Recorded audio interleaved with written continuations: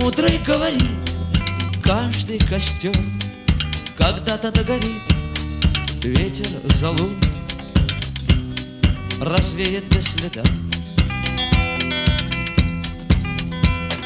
Но до тех пор, пока огонь горит, каждый его по-своему хранит. И если беда, и если холода,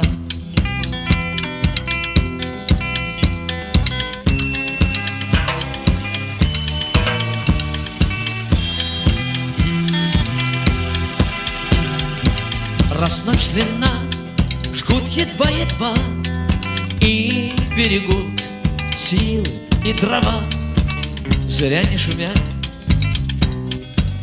и не портят лес.